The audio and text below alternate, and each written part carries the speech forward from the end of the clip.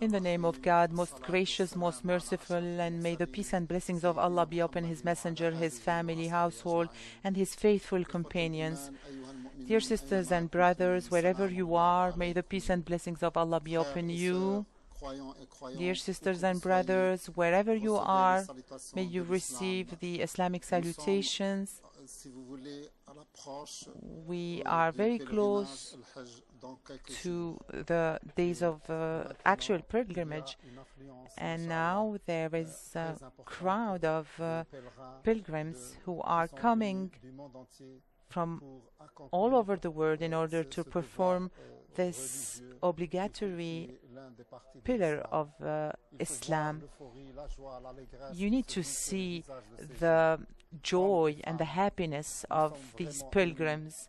We are really amazingly surprised to see how happy they are in this sacred place, in the sacred place where all the prophets came. We really wish that these pilgrims are going to reach their goal, which is satisfying the Almighty God and to fulfill their rituals in a good way, in a good manner. So in this episode of your program, we are going to talk about the obligatory rituals of the pilgrimage, and with the presence of my brother Youssef Hassan Diallo. Welcome, Sheikh Youssef. Sheikh Youssef, may God bless you. The echo of this program is going all around the world because we are broadcasting everywhere, in Australia, in Africa, in Europe, and we are getting a very good feedback that this is one of the channels that takes into consideration all the preoccupations of Muslims, their interrogations, their questions, and is trying to do its best in order to answer all the questions of the Muslims all over the world. So I thank all the fidels, all the Muslims who are watching this program and who are watching Iqraa, the channel and the television of everyone and all the Muslims. We talked about the pillars of pilgrimage, and we talked about the obligations of the pilgrimage. So I will let you explain to us. In the name of God, most gracious, most merciful, and may the peace and blessings of Allah be upon His messenger, his family, household, and his faithful companions. Oh Allah, may you ease our hardship and may you ease our task in order to teach and to get the message through. So, dear viewers, as usual, I would like to salute you with the salutation of Islam, telling you, may the peace and blessings of Allah and His mercy be upon you all. So today we are going to talk about this second part of the pilgrimage and how the pilgrimage should be performed. We are going to talk about the obligatory rituals of the pilgrimage. We talked during our last episodes about all the pillars of pilgrimage.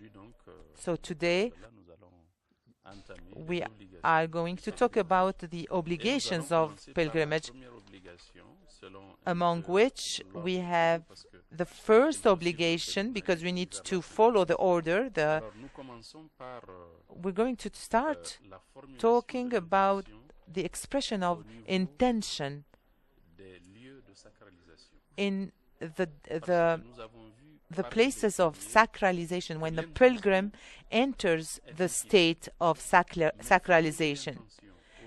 to express this intention.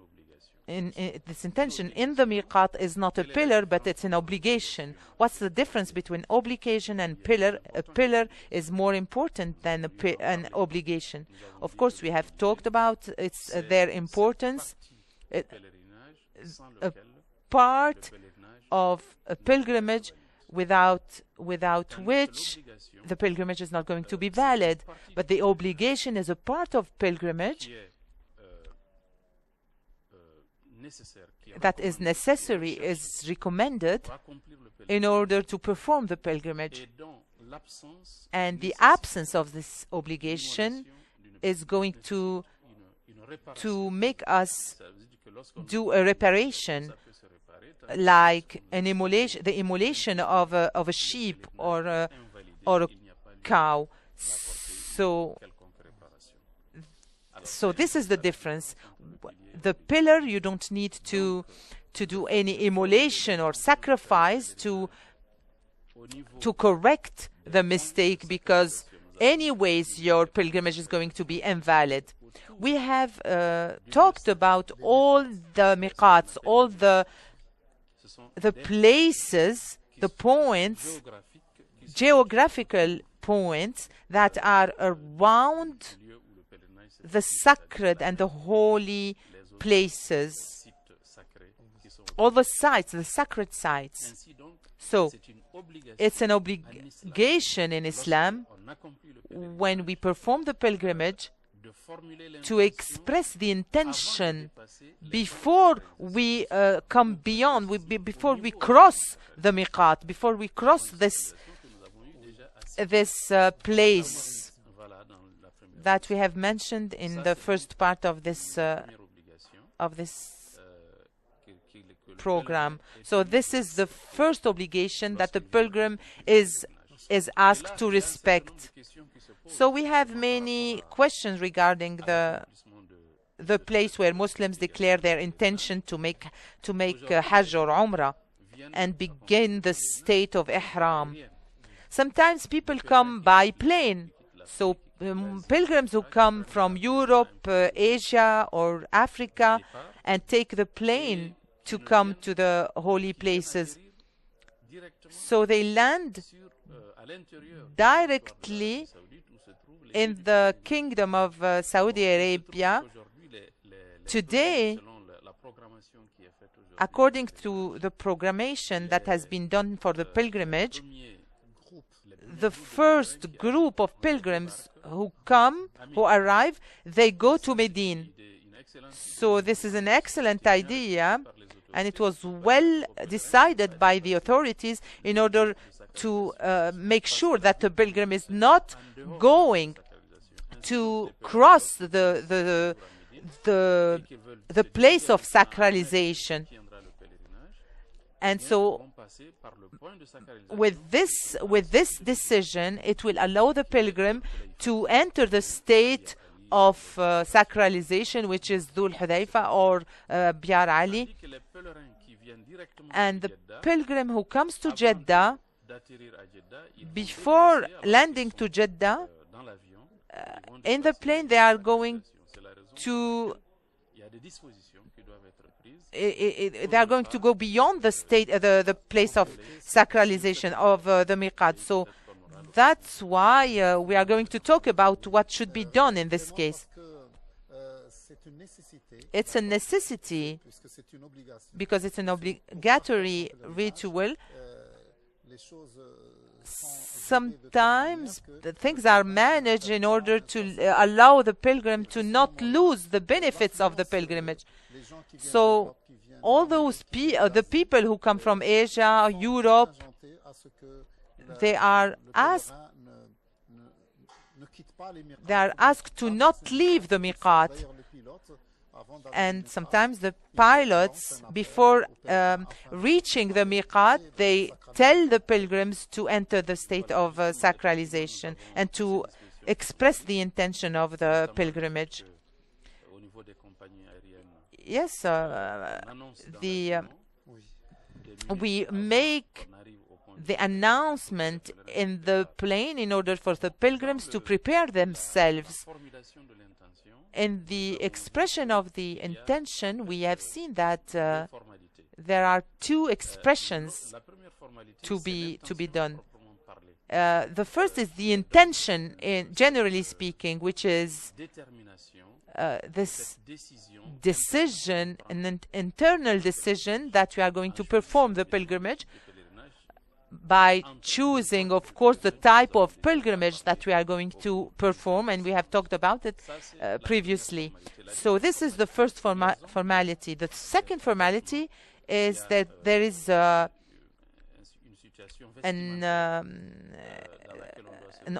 ornament that the pilgrim should wear, garment that should be worn by men, because it's not applied to women, since she can wear whatever she wants and conform in a way that is conformed, and this is respecting the rules of Islam. So it's recommended for the pilgrim, before entering the plane, that he wears this garment, and if he didn't do it before the plane takes off, then it's recommended for the pilgrim to go inside the plane and wear this garment before we reach the place of where he should enter the state of sacralization. So the pilots often they face a problem, because the pilgrim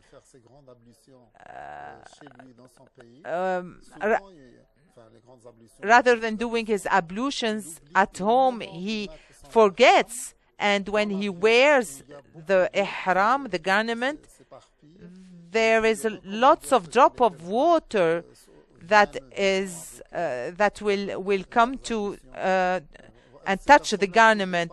So this is a problem that has been mentioned by the pilots, and we need to get this message through, that the pilgrim needs to respect the fact that he should pay attention to these kind of things.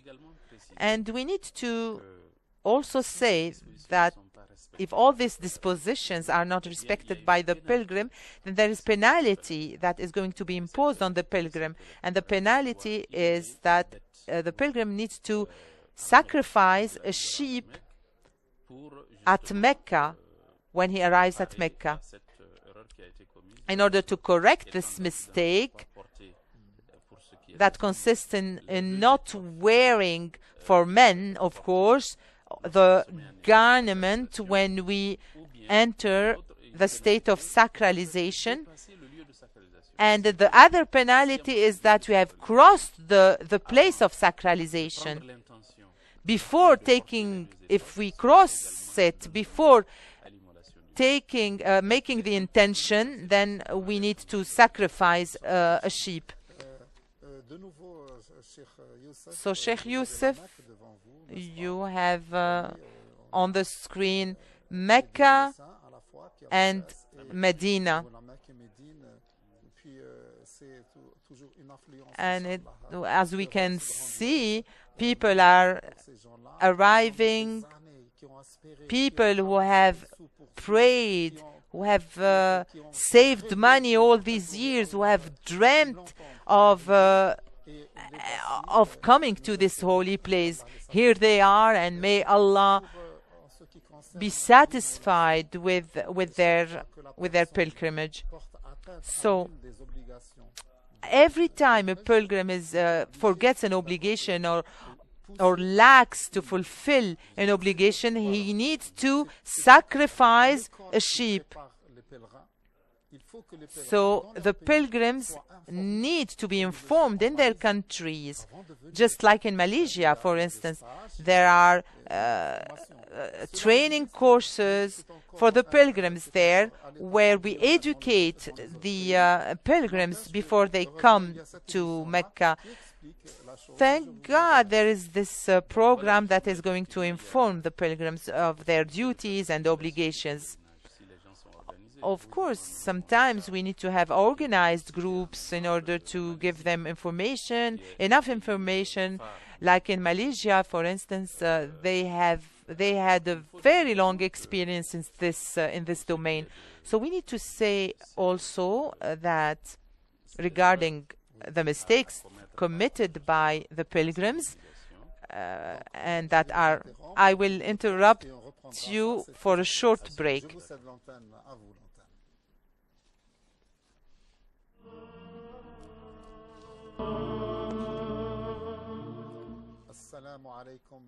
May the peace and blessings of Allah be upon you, dear viewers. You are with Iqraa, with the Iqraa, when broadcasting from this holy place. So we are going to talk about the ihram, the state of sacralization, or the garment of sacralization. I would like for the camera to show the person who is wearing this this kind of garment, so that people can see what kind of garment we're talking about. Yes, there are two pieces of clothes, white clothes.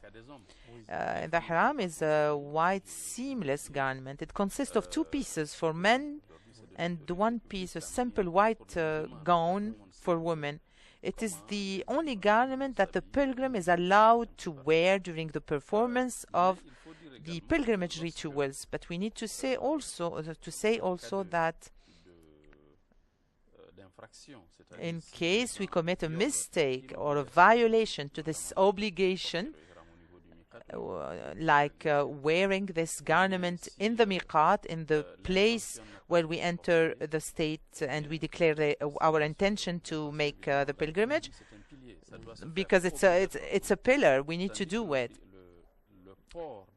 So the wearing the garment in the miqat, the penalty, if we don't do it, the penalty would be to sacrifice a sheep.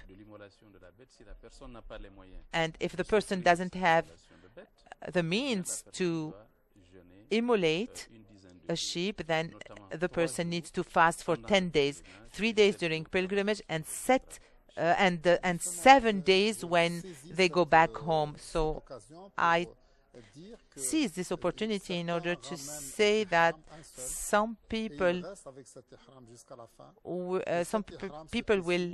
will bring only one garment with them, and maybe this garment will be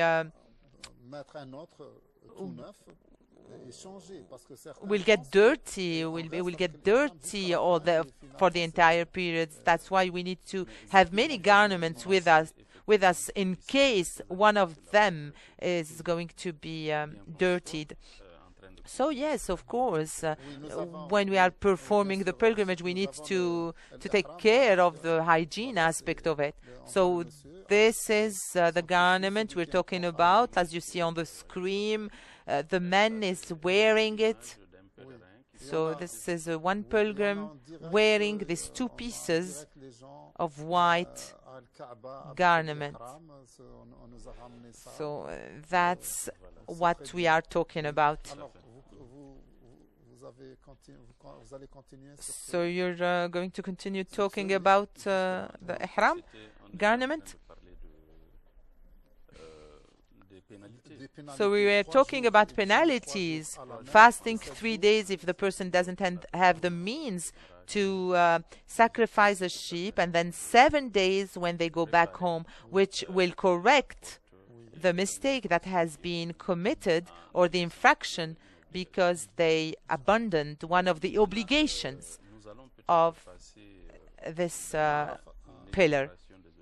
We're going to talk about the other obligatory acts, which is the second one, which is the fact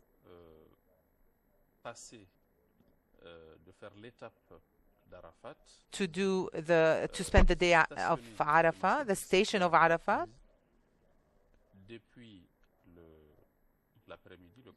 starting from the afternoon until the sunset, because there are people who don't do this, who don't respect this aspect of things.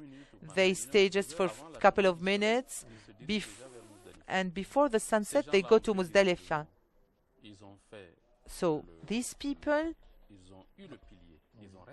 have respected the pillar, which is going to Arafah, but they didn't respect the obligation of staying in Arafah, in the Mount of Arafah, until the night. And whoever doesn't respect this obligation is going to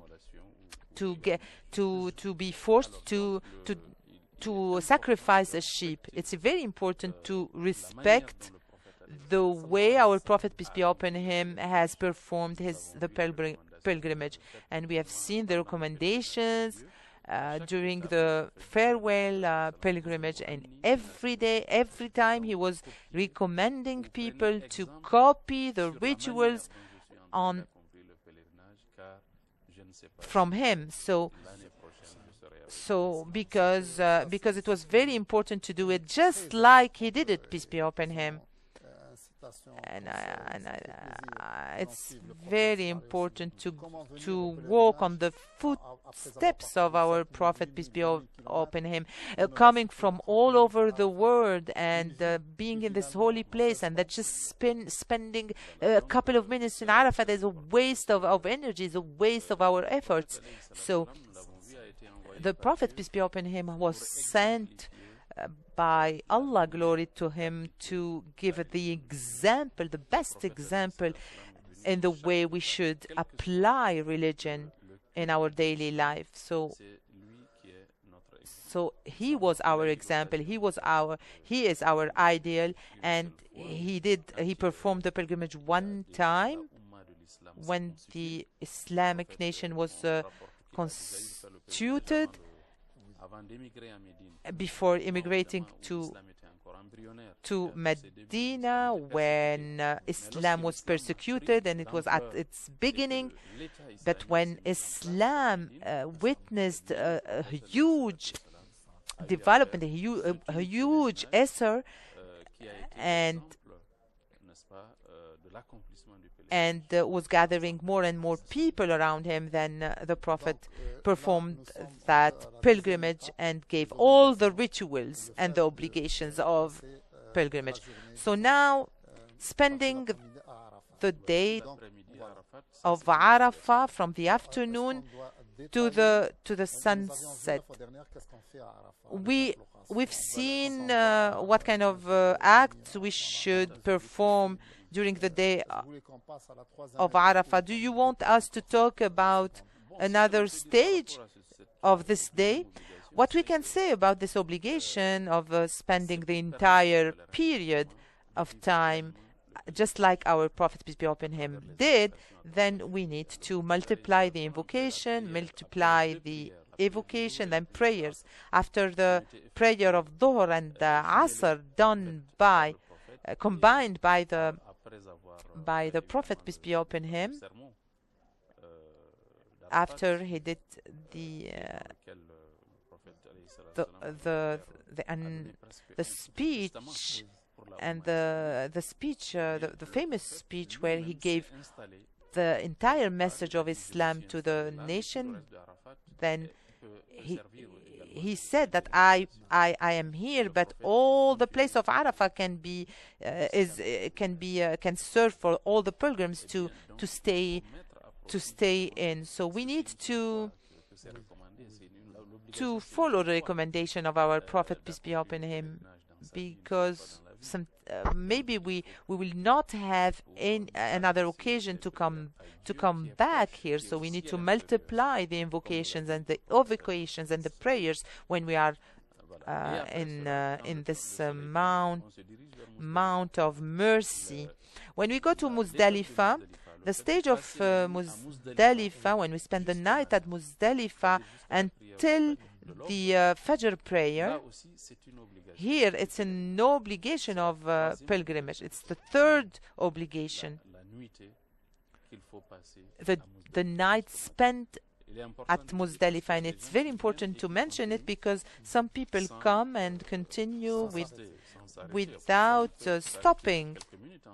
So after sunset, the pilgrim begin the journey back to Mina, and the pilgrim is to stay at Muzdalifah for more worship and rest.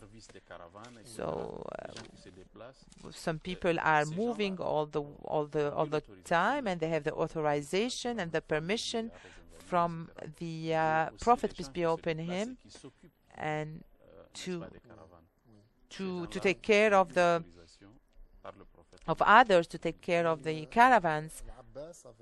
So Abbas had the authorization to stay in Mecca in order to give water to drink for the pilgrims,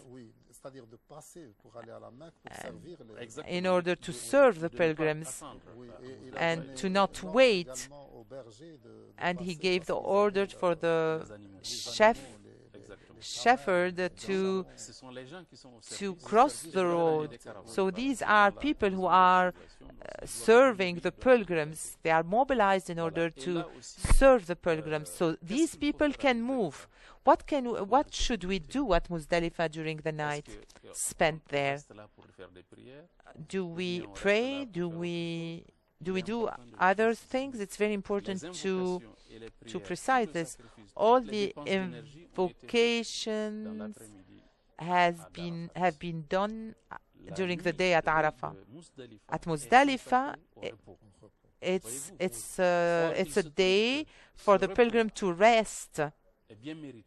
But this rest is well deserved by the pilgrim. And the pilgrim, when he spends the night at Muzdalifah and rests, it's a reward also for the pilgrims. So the Prophet, peace be upon him, stayed until the next day, and then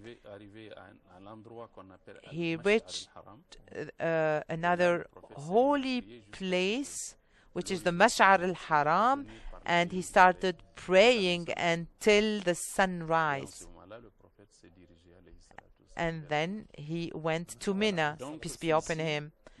So here, Muzdalifah, the night at Muzdalifah is the third obligation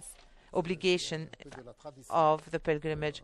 Some people gathers pebbles and carries them with them. Yes, exactly. At Muzdalifah, it's pebbles the pilgrim carries, and they pick up like 49 pebbles, and we need to be very cautious to not gather big stones so that we don't injure people. So this is a sunnah, it's not an obligation, which is also important. But if we abandon this act of sunnah, it's not going to penalize us. So at Muzdalifah we gather the pebbles that we are going to use for the first stage, and then we go to Mina. The fourth obligation of pilgrimage is the nights spent at Mina, which is minimum 2 nights and maximum 3 nights. And it's an obligation, of course, to be done. And many scholars said and reflected on the fact that the time spent at Mina, what is the time that should be spent at Mina to be considered as a valid time? We've talked about the third part of the night in order to say that we have fulfilled this obligation. And of course, if we abandon this obligation, then we are going to have to sacrifice a sheep. Thank you, Hassan Diallo, for this information. Very valid and very precious information for the pilgrims in order for the pilgrim not to abandon them. A short break.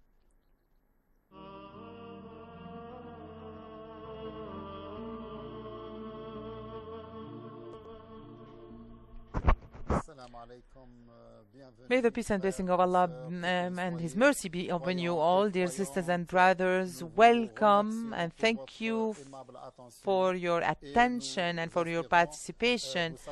And we wish and hope that you are going to answer all your questions.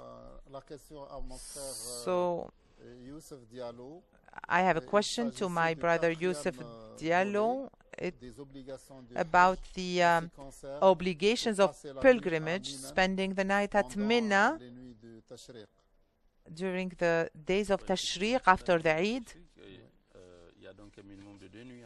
So we have to spend 2 nights at Mina after the days of Eid, so which is the 10th, the 12th, and the 11th and the 12th. And if a person needs to add another night, then it's possible. But the verse says, for those who fear, for those who are pious. So the fact that we spend these nights at Mina, it's an obligation, and it's every pilgrim needs to fulfill this obligation. And the pilgrim needs to pray more and to invoke Allah, glory to Him.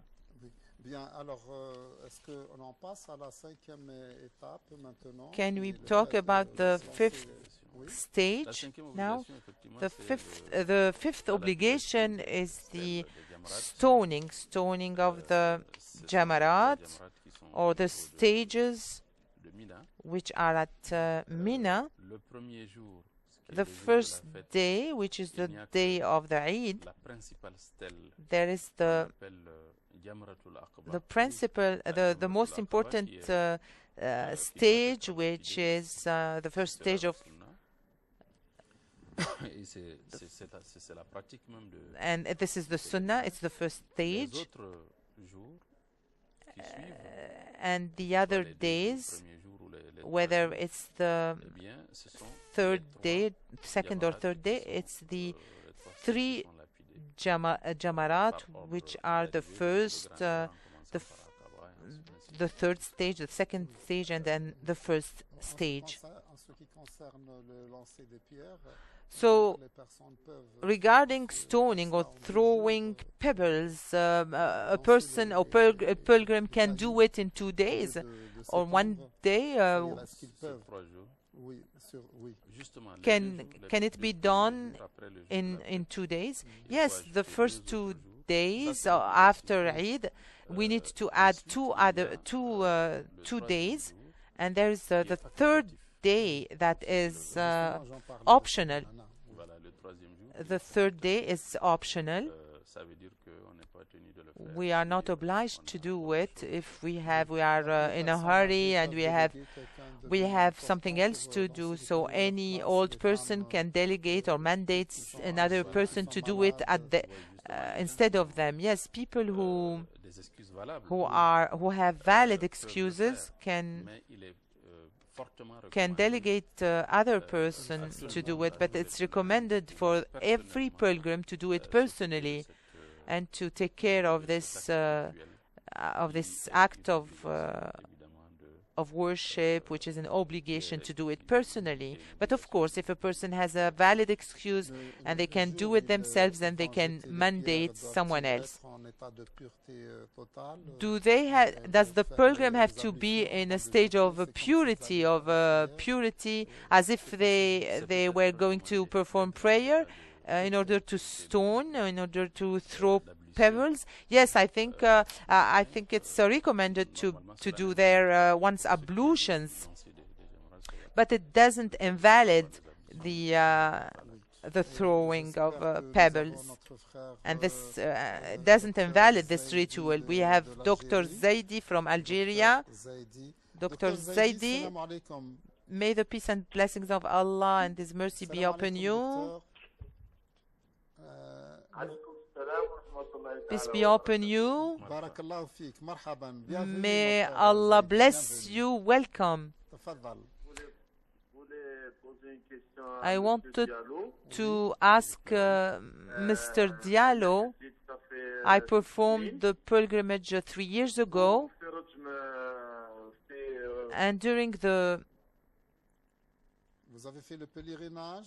so you performed the pilgrimage three years ago, and do I have doubts when I threw the pebbles at the stages?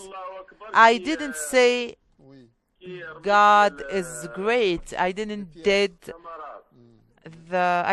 the takbir. So, and then when I went back to Mina, I really was in doubt. I doubted that I have done the takbir. Do I have any penalty because of this? I think he said that he performed the pilgrimage 3 years ago, but he didn't say God is great when he threw pebbles. Then he went to Mina, and then he came back. Is it legal? Is it? He didn't say Allahu Akbar the first time, but then when he came back, he said it when he threw the pebbles. He says he's asking if he has any penalty that he needs to, any mistake that he needs to correct. I think it's the Sunnah. It's from the Sunnah to say God is great when throwing the pebbles. And even if it's an obligation, he went back. So he corrected his mistake. And he said in the second time, during the second time of throwing the pebbles, Allahu Akbar, Allah is great. So praise be to Allah. I think we have understood. And what if he didn't come back? Well, I think that forgetting to say God is great while throwing pebbles doesn't invalid this ritual. We're going to talk about the sixth obligation, which is shortening or cutting one's hair and the nails. During the day of Mina, there are some acts that need to be imposed. First of all, it's throwing pebbles at the first stage, and then immolation of the sheep or sacrifice, and then the circumambulation in the farewell circumambulation. I'm talking about what the Prophet, peace be upon him, did during the 10th of Dhul Hijjah. Even though some of these acts can be delayed, we can do it the next day, but the Prophet, peace be upon him, did them all according to this chronology. So there's the farewell circumambulation, and then the procession between the mounts of Safa and Marwa, and then shortening or cutting one's hair. So all this is done the same day, and some questions were asked to the Prophet, peace be upon him, to know if we need to do all these acts in order and following and respecting the order, or we can do them the way we like to. Najat, peace be upon you. You can ask your question. Welcome to the program. I have a question. Yes, yes, we hear you. Go ahead. I work. I have a job, and I would like with my husband to perform the pilgrimage next year. But since I work at hospital in France, it's not allowed to wear the Islamic veil. So, which means that I wear it when I enter the hospital, my workplace, and I take it. I wear it when I finish my work, and I go outside the hospital, my workplace. So, certain can I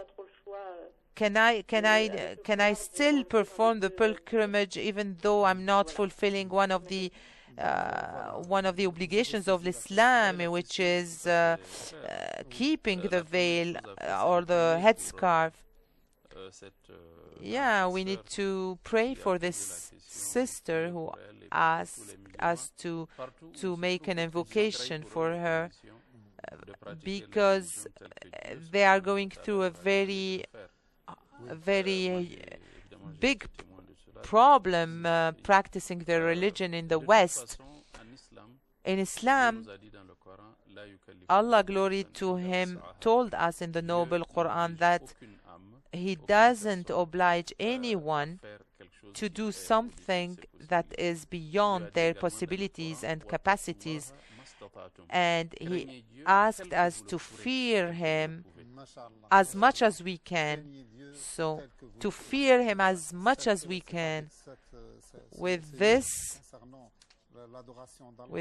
words, we end this program for today, and we are going to answer your questions tomorrow if God wills it. May God bless you all, and thank you for your participation.